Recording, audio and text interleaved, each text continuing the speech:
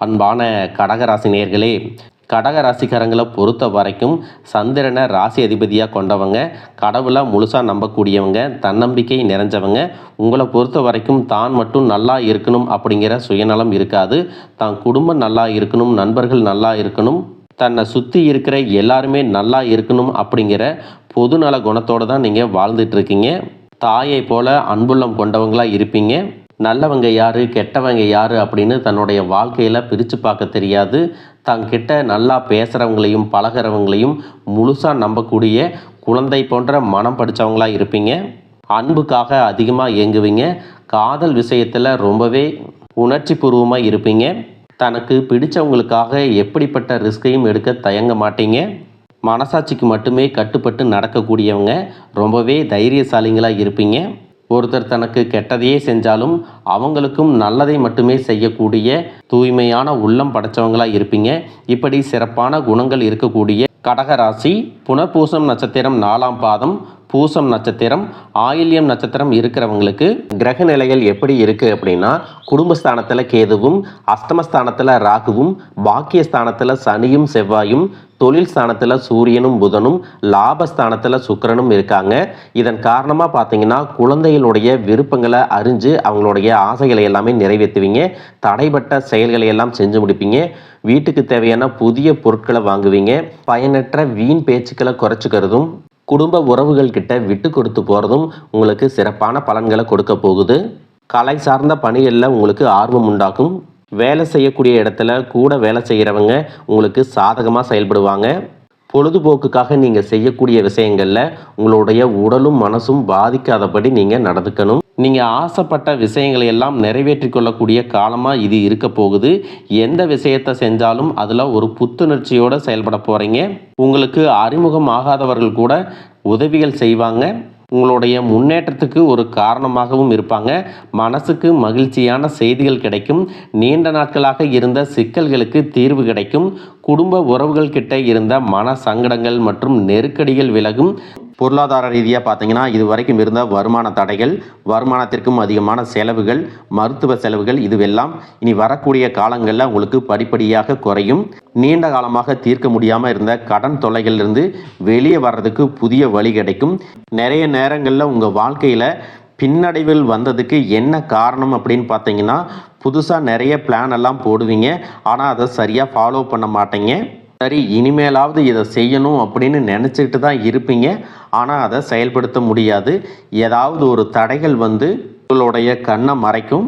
அதனால் சேமிப்பு விஷயத்தில் நீங்கள் கூடுதல் கவனம் செலுத்துறது நல்லது. தன்னம்பிக்கையும் விடாமுயற்சியும் உங்களிடத்துல இருக்கும் பொழுது பல வருஷங்களாக முடிக்க முடியாமல் இருந்த வேலைகளை எல்லாம் ஈஸியாக செஞ்சு முடிப்பீங்க. இது வரைக்கும் ஒரு மெஷின் மாதிரி ஓய்வே இல்லாமல் ஓடிட்டு இருந்திருப்பீங்க. இனி நிதானமாக நீங்கள் செல்வத்தை சேர்க்க ஆரம்பிக்கணும். குடும்பத்தாரோட சந்தோஷமாக இருக்கக்கூடிய நிம்மதியான சூழலை சனி பகவான் நிச்சயமாக உங்களுக்கு ஏற்படுத்தி கொடுப்பாரு. சேமிப்பு விஷயத்தில் நீங்கள் காட்டக்கூடிய ஆர்வம் உங்களுடைய வருங்கால தேவைகளை பூர்த்தி செய்யும் அப்படிங்கிறத நீங்கள் மறந்துடக்கூடாது. தேவையில்லாத ஆடம்பர செலவுகளை குறைச்சி சேமிப்பில் முதலீடு செய்கிறது புத்திசாலித்தனம். ரியல் எஸ்டேட், பங்கு சந்தைகளில் முதலீடு செய்கிறவங்க அந்த துறையில் இருக்கக்கூடிய நிபுணர்களின் ஆலோசனையை கேட்டு செயல்படுவது ரொம்பவே அவசியம். இதுவரைக்கும் உறவினர்கள் மற்றும் நண்பர்களோட மனக்கசப்பு, கருத்து வேறுபாடெல்லாம் ஏற்பட்டிருக்கும். உங்களுக்கு எதிரிகளாக இருக்கிறவங்க கூட நட்பு கரம் நீட்டி உங்ககிட்ட ஆலோசனை கேட்டு வருவாங்க. குடும்ப ரீதியாக பார்த்தீங்கன்னா உங்கள் தாய் தந்தையர் பேரில் இருக்கக்கூடிய சொத்துக்கள் மற்றும் குடும்பத்தின் மூலமாக வரக்கூடிய உதவிகள் எல்லாமே உங்களுக்கு மிகப்பெரிய பலமாக இருக்கும். இந்த 2026ஆம் ஆண்டு நிச்சயமாக நாம் ஒரு நல்ல நிலைமைக்கு வந்துடுவோம் அப்படிங்கிற மன உறுதியோடு தான் ஒவ்வொரு நாளையும் நீங்கள் எதிர்கொண்டுட்டு வரீங்க. ஆனாலும் இந்த 3 மாதங்களாக பார்த்தீங்கன்னா உங்களுக்கு பெருசாக எதுவும் நடக்கலை.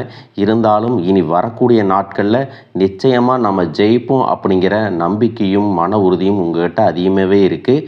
இது நாள் வரைக்கும் உங்கள் வாழ்க்கையில் நடந்த சில சம்பவங்களும் துரோகங்களும் உங்களுக்கு மிகப்பெரிய அனுபவத்தை கொடுத்திருந்தாலும் சில விஷயங்களை எல்லாம் இன்னை வரைக்கும் உங்களால் ஜீரணிக்க முடியலை. அதனாலேயே நிறைய நேரங்களில் உங்களுடைய மனசு வெறுத்து போய் இந்த வாழ்க்கையில் இதுக்கு மேலே நான் என்ன கஷ்டப்பட வேண்டியிருக்கு, எனக்கு இந்த வாழ்க்கையை வாழவே பிடிக்கலை அப்படின்னு நெகட்டிவான எண்ணங்கள் கூட சில நேரங்கள் வரும்.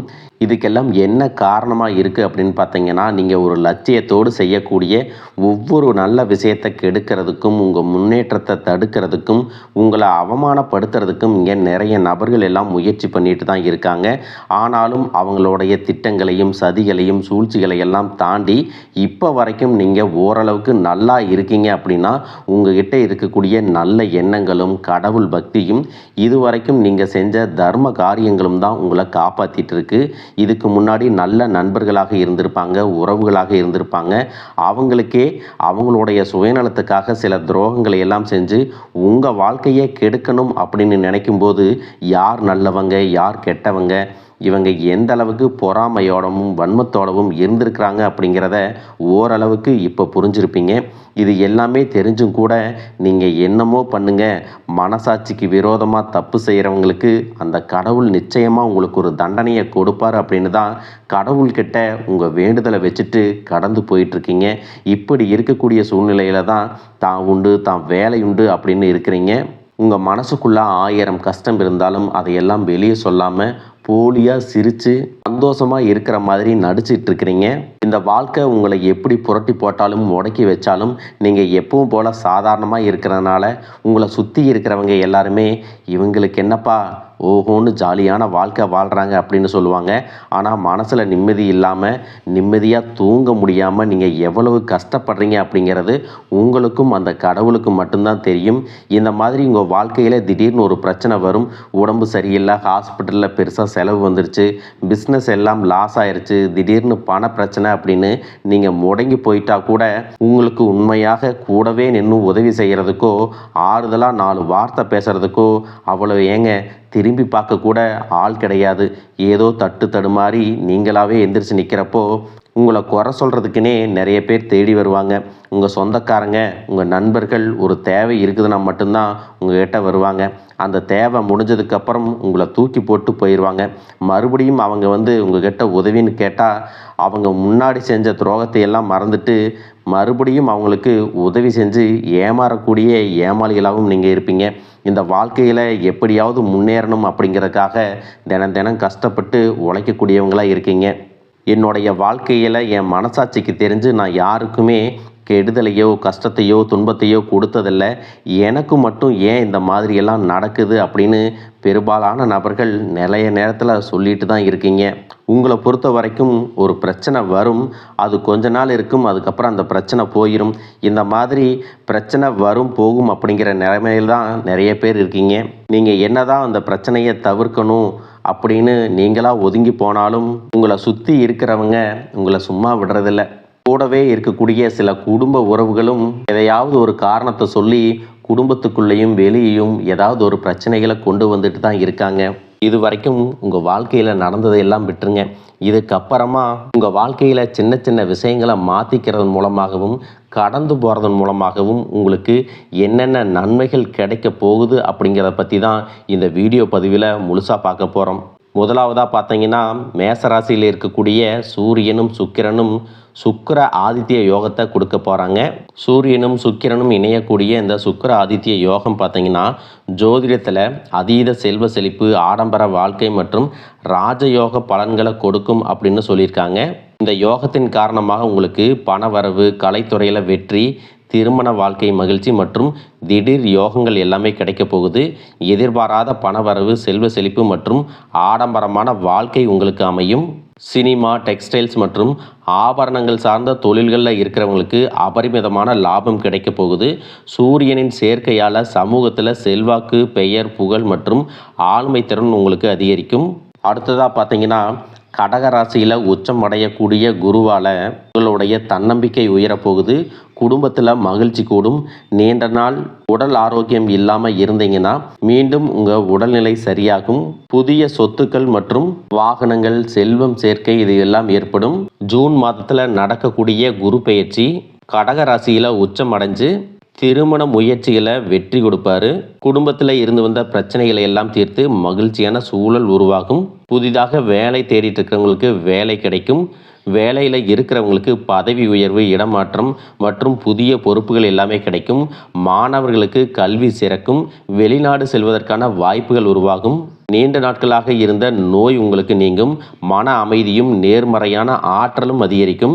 பேச்சுவார்த்தையில் உங்களுக்கு எப்பவுமே நிதானம் இருக்கும். இதே நேரத்தில் கஜகேசரி யோகத்தின் மூலமாக சமூகத்தில் உங்களுடைய கௌரவம், அந்தஸ்து எல்லாமே உயரப்போகுது. அடுத்ததாக 2026ஆம் ஆண்டு டிசம்பர் 5ஆம் தேதி நடக்கக்கூடிய ராகு கேது பெயர்ச்சியின் மூலமாக ராகு மகர ராசிக்கும் கேது கடக ராசிக்கும் பெயர்ச்சி ஆகிறாங்க. இந்த பெயர்ச்சிகள் காரணமாக கும்பத்தில் இருக்கக்கூடிய ராகு தொழில்நுட்பம், கண்டுபிடிப்புகள் மற்றும் சமூக மாற்றங்களில் முன்னேற்றத்தை கொடுப்பாரு. டிசம்பருக்கு பிறகு மகரத்திற்கு செல்லும் பொழுது கடின உழைப்பு மற்றும் தொழில் சார்ந்த பொறுப்புகள் உங்களுக்கு அதிகரிக்கும். கேதுவின் தாக்கம் எப்படி இருக்கும் அப்படின்னு பார்த்தீங்கன்னா, உங்களுடைய தனிப்பட்ட அடையாளம் மற்றும் அகங்காரத்தை குறைச்சி சிறப்பான முன்னேற்றத்தை கொடுக்க போகிறாங்க. குடும்ப உறவுகள் மற்றும் உணர்ச்சிகளில் அதிக கவனம் செலுத்த வேண்டியதாக இருக்கும். உங்களுடைய திறமைக்கு அங்கீகாரமும் கடின உழைப்புக்கு ஏற்ற வெற்றியும் கிடைக்க போகுது. மேலும் உங்களுக்கு சிறப்பான பலன்கள் எல்லாம் கிடைக்கணும் அப்படின்னா ராகு கேது பாதிப்புகளை குறைக்கிறதுக்கு காளஹஸ்தி போன்ற ஸ்தலங்களுக்கு சென்று வழிபட்டீங்க அப்படின்னா மன நிம்மதியும் புதிய தெம்பும் கிடைக்கும். அடுத்ததாக சனி பகவானை பொறுத்த வரைக்கும் எப்பவுமே கடின உழைப்புக்கு நல்ல பலன்களை கொடுக்கக்கூடியவர். உழைப்புக்கேற்ற உயர்வு, நிதானமான முன்னேற்றம் இருக்கும். இது வரைக்கும் கடன் பிரச்சனைகளில் இருக்கிறீங்க, நீதிமன்றத்தில் வழக்குகள் இருக்குது அப்படின்னா அதுவெல்லாம் உங்களுக்கு முடிவுக்கு வரும். மேலும் ஏழை எளியவர்களுக்கு உதவுறது, சனிக்கிழமைகளில் குலதெய்வ வழிபாடு மற்றும் ஆஞ்சநேயர் வழிபாடு செய்வதன் மூலமாக சனி பகவானுடைய தாக்கத்தை குறைச்சி உங்களுக்கு சிறப்பான பலன்களை கொடுக்கும் அப்படிங்கிறத நீங்கள் ஞாபகம் வச்சுக்கணும். இது வரைக்கும் உங்கள் லட்சியத்துக்காகவும் குடும்பத்துக்காகவும் கஷ்டப்பட்டு உழைச்சி உங்களுடைய உடல் நலனை நீங்கள் கவனிக்காமல் விட்டுருந்துருப்பீங்க. இப்போ வரைக்கும் சிலருக்கு அது வெளியில் தெரியல அப்படின்னாலும் சின்ன சின்ன பிரச்சனைகள் மூலமாக உங்களுக்கு தொந்தரவு கொடுத்துட்டு வந்திருக்கும். அந்த உடல் சார்ந்த பிரச்சனைகள் முழுவதும் குணமாகணும் அப்படின்னா அதற்கு தகுந்த சிகிச்சை முறைகளை எடுத்துக்கிறது மட்டுமல்லாமல் உங்களுடைய உடல் நலனையும் நீங்கள் பாதுகாக்கணும். உங்கள்கிட்ட நிறைய ஆற்றல் இருக்குது, திட்டங்கள் இருக்குது, கடின உழைப்பு எல்லாமே இருக்குது. ஆனால் உடல் ஆரோக்கியம் இல்லாமல் போச்சு அப்படின்னா உங்களால் எதையுமே சாதிக்க முடியாது. இதற்கு பிறகாவது உங்களுடைய உடல் ஆரோக்கியத்தில் நீங்கள் கூடுதலான கவனம் செலுத்தினீங்க அப்படின்னா நீங்கள் செய்யக்கூடிய எல்லா காரியத்திலையும் உங்களுக்கு வெற்றி கிடைக்கும். எதிரிகளை எல்லாம் ஜெயிச்சு வருவீங்க. சிலர் பார்த்தீங்கன்னா நல்ல வேலை கிடைக்காம வீட்லேயும் சரி சமுதாயத்திலும் சரி நிறைய பேருடைய கிண்டலுக்கும் கேலிக்கும் ஆளாகி இருப்பீங்க. இன்னும் சிலர் குடும்ப கஷ்டத்துக்காக பிடிக்காத ஒரு வேலைக்கு போயிட்டு இருந்திருப்பீங்க. இதற்கு பிறகு உங்களுடைய தன்னம்பிக்கை அதிகரிக்கும். புதிய புதிய தொழில்நுட்பங்களை கற்றுக்கிட்டு நல்லதொரு வேலையில் சேர போகிறீங்க. அரசியல்வாதிகளை பொறுத்த வரைக்கும் புதிய பொறுப்புகள், புதிய பதவிகள் எல்லாமே தானாக கிடைக்க போகுது. நம்மளுடைய குடும்ப உறவுகள், நம்முடைய நண்பர்கள் அப்படின்னு சொல்லிட்டு சிலருக்கு பெரிய ஒரு தொகையை கடனாக கொடுத்துட்டு அதை திரும்ப வாங்க முடியாமல், கேட்க முடியாமல் ஒரு விதமான மன அழுத்தத்துக்குள்ளாக இருப்பீங்க. அதனாலேயே உங்களுடைய உறவு கெட்டிருக்கும். அந்த பணம் உங்களுக்கு திரும்ப கிடைக்காது அப்படின்னு நீங்கள் முடிவே செஞ்சுருப்பீங்க. உங்ககிட்ட பணம் வாங்கினவங்க அவங்களுடைய தவறை புரிஞ்சுக்கிட்டு மனசாட்சியோட உங்களுக்கு அந்த பணத்தை திருப்பி கொடுப்பாங்க. குடும்பத்தில் இருக்கக்கூடிய நெருக்கடிகள் விலகும். செல்வாக்கு, அந்தஸ்து உயரும். கடவுள் நம்பிக்கை அதிகமாகும். பெரியவர்களுடைய உதவி உங்களுக்கு கிடைக்கும். உறவில் இருந்த சண்டை சச்சரவுகள் முழுவதுமாக விலகும். புதிய நண்பர்களும் உங்களுக்கு உதவி செய்வாங்க. தொழிலில் ஏற்பட்ட நெருக்கடிகள் விலகும். பொருளாதார ரீதியாக நலிவடைந்த நிறுவனங்கள் முன்னேறவும் போகிறாங்க. மேலும் மேலும் எதிர்பார்த்த லாபமானது உங்களுக்கு வியாபாரத்தில் கிடைக்க போகுது. புதிதாக தொழில் தொடங்கணும் அப்படின்னு நினைக்கிறவங்க இந்த காலகட்டத்தில் நீங்கள் தொழில் தொடங்கலாம். இது வரைக்கும் உங்கள் குடும்ப உறவுகளுக்கு நீங்கள் பெருசாக முக்கியத்துவம் கொடுத்துட்ருக்க மாட்டீங்க. எத்தனையோ கஷ்டமான சூழ்நிலைகளில் உங்களோடு எல்லாவற்றையும் சகித்து கொண்டிருந்த குடும்ப உறவு சகிப்புத்தன்மையை இழந்து கடமைக்கு ஏதோ ஒரு வாழ்க்கையை வாழ்ந்துட்டு இருக்கிற மாதிரியான சூழ்நிலையில் இருந்திருப்பாங்க.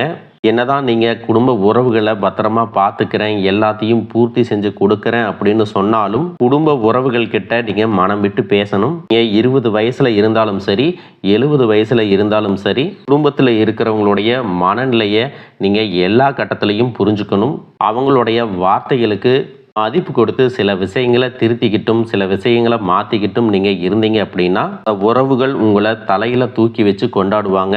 உங்களை பொறுத்த வரைக்கும் குடும்பத்தில் நிம்மதி முழுசாக கிடைக்கணும் அப்படின்னா சில இடங்களில் விட்டு கொடுத்து போகிறது தான் நல்லது அப்படிங்கிறத ஞாபகம் வச்சுக்கோங்க.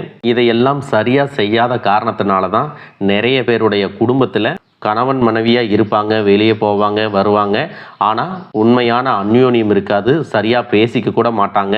சமுதாயத்துக்காக போலியான ஒரு வாழ்க்கையை வாழ்ந்துட்டு இருக்கிற மாதிரி இருக்கும். இதற்கு பிறகு உங்கள் வாழ்க்கையிலும் இதுவெல்லாம் நடக்கக்கூடாது அப்படின்னா மனம் விட்டு பேசி அவங்க கூட அதிகமான நேரத்தை செலவிடணும். உங்கள் மேலே அவங்களுக்கு நம்பிக்கை வர்ற மாதிரி நடந்துக்கணும்.